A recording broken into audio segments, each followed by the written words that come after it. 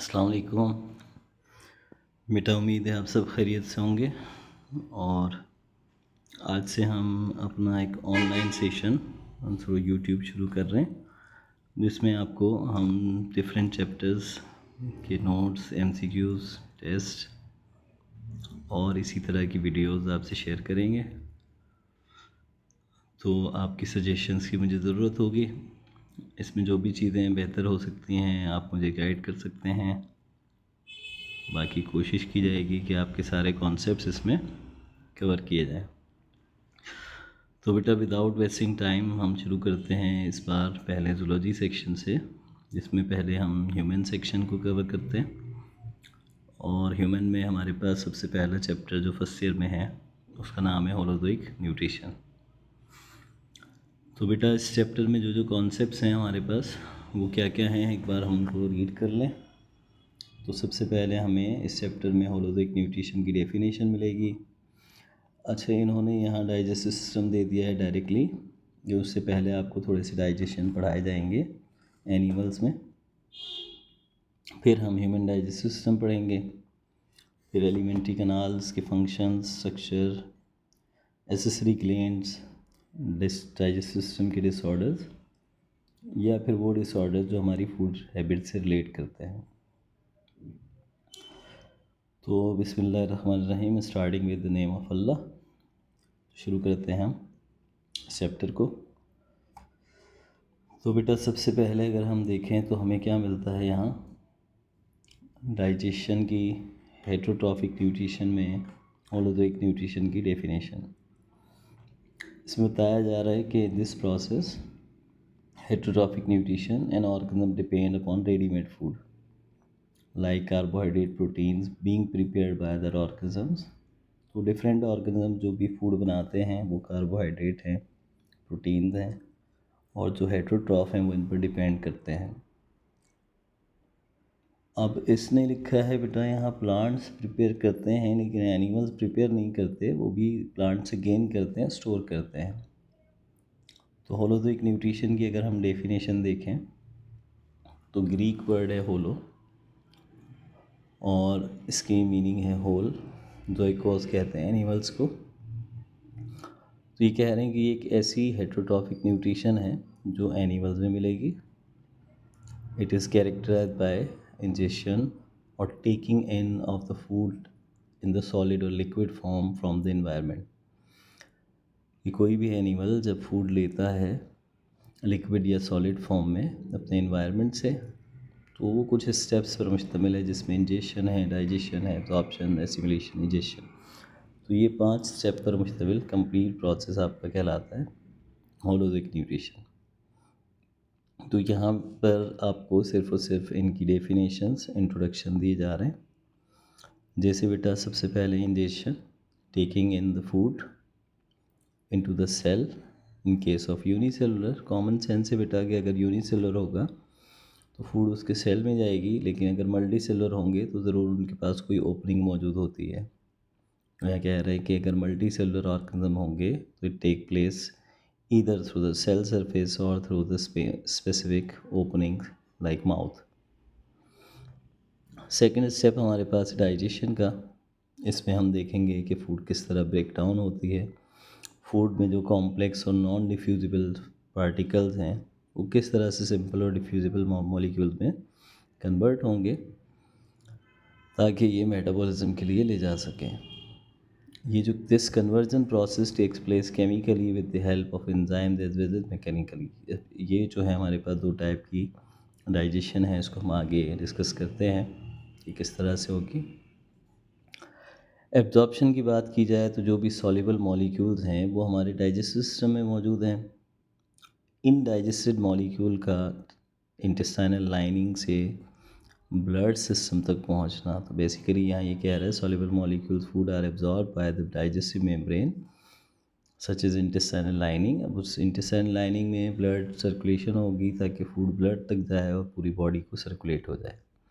Assimilation में जो food molecule absorb हो चुके हैं उनको यूटिलाइज़ किया जाएगा। यूटिलाइजेशन में बेटा या तो स्टोरेज की जा सकती है अगर फूड एक्सेस में है तो, और अगर उसको एनर्जी डिमांड्स पूरी करनी है तो उसे एनर्जी के लिए ले जाया जाएगा, या फिर अगर कोई ऐसे प्रोटीन मॉलिक्यूल्स हैं तो उन्हें फिर यूटिलाइज़ किया जाएगा किसके लिए, बॉडी सेल्स की या टिश्यूज़ की ग्रोथ के लिए।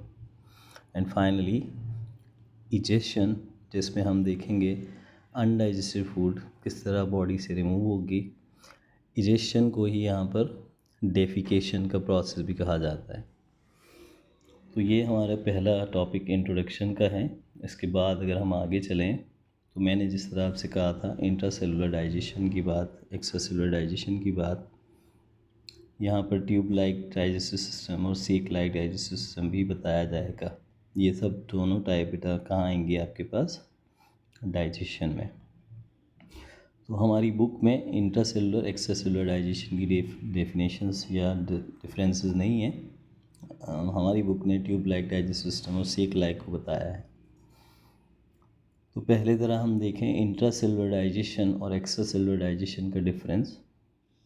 तो यहाँ कुछ पॉइंट्स हैं। सबसे पहला पॉइंट है digestion take place inside the living cells. Intra means inside cell, cell के अंदर होगी।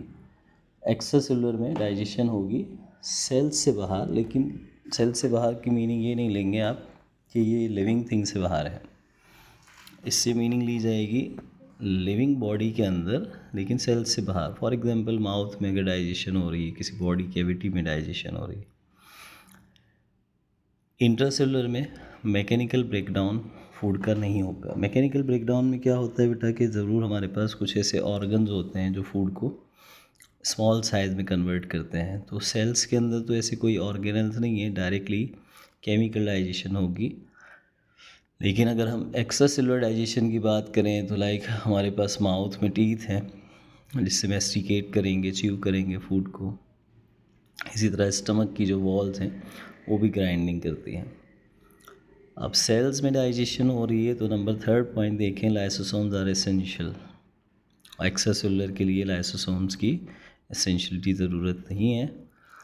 डाइजेस्टिव ट्रैक्ट की भी ज़रूरत नहीं होगी। कहाँ, इंट्रासेलुलर डाइजेशन में। कॉमन सी बात है बेटा, सेल के अंदर सब कुछ हो रहा है और अगर सेल से बाहर तो फिर एक ट्रैक की ज़रूरत होगी, दैट इज़ डाइजेस्टिव ट्रैक्ट और जीआईटी।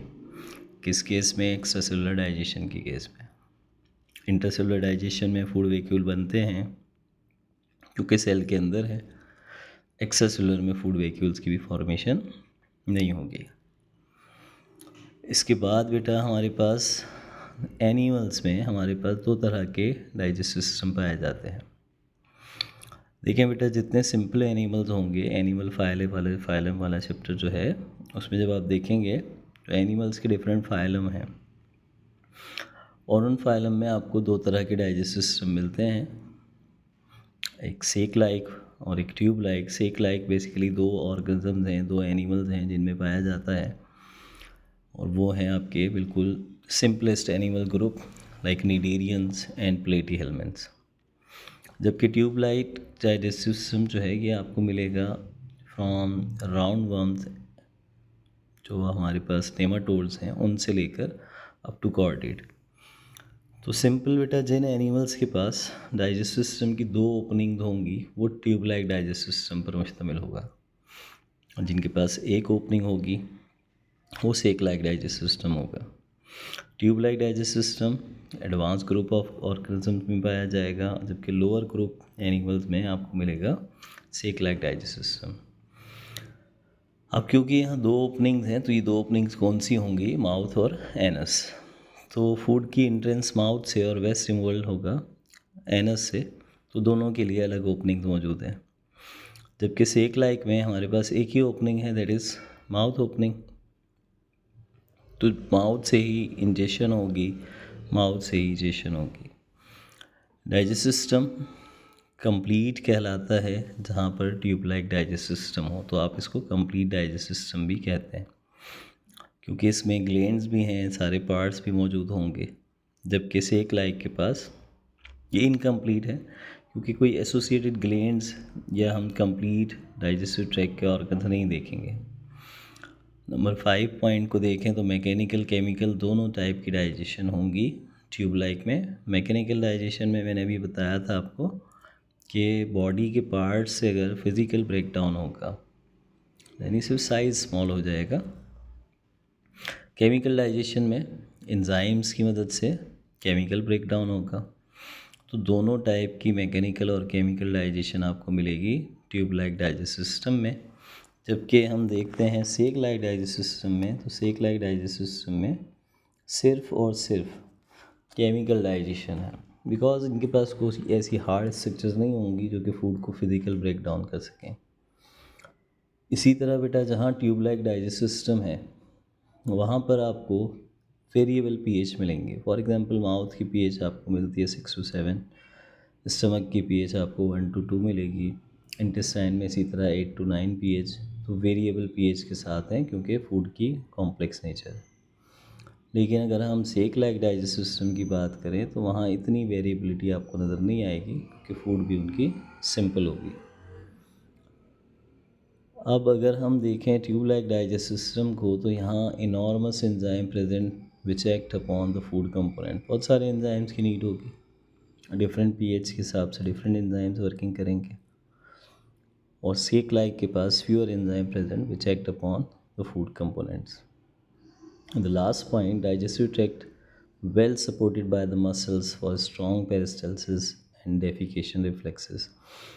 अब देखें पेरिस्टल्सिस क्या होगी, माउथ से जब फूड एंगल्फ होगी तो एसोफेगस में जाएगी। एसोफेगस से लेकर पूरी डाइजेस्टिव सिस्टम की जो मूवमेंट है, जीआईटी मूवमेंट्स है, वो पेरिस्टल्सिस हैं। अब हमारी बुक में मेनली हाईलाइट किया होता है सिर्फ और सिर्फ एसोफेगस से स्टमक की मूवमेंट, तो ऐसा नहीं है, पूरी डाइजेस्टिव ट्रैक में मूवमेंट मिलती हैं। पेरिस्टल्सिस करवाने के लिए आपको मसल्स की ज़रूरत होगी, स्पेशली स्मूथ मसल्स यहाँ होंगे। और सिमिलरली डेफिकेशन को सपोर्ट करने के लिए स्मूथ और स्केलेटल मसल्स दोनों चाहिए होंगे। लेकिन सेक लाइक डाइजेस्टिव सिस्टम में हमारे पास डाइजेस्टिव सिस्टम इतने स्ट्रॉन्ग मसल्स पर मुश्तमिल नहीं होगा। तो ये बेटा हमारे 2 इंट्रोडक्टरी टॉपिक हैं। अगली वीडियो में आप देखेंगे इंशाल्लाह कि किस तरह से हमारे पास अमेबा में और प्लेनेरिया में डाइजेशन होगी एंड देन फाइनली हम जाएंगे ह्यूमन पर। तो आपकी फ़ीडबैक की ज़रूरत होगी। वीडियो पसंद आई हो तो लाइक भी करिएगा और चैनल को सब्सक्राइब करें और अपने फ्रेंड्स को, बाकी स्टूडेंट्स को भी बताएं कि सर नुमान जो है वो ज़ूलॉजी, बॉटनी सब चीज़ों के लिए यूट्यूब पर भी अवेलेबल हैं। ये आप सबकी बहुत डिमांड थी, तो that is why I am here. Thank you so much. अपना ख्याल रखिएगा। अल्लाह हाफिज़।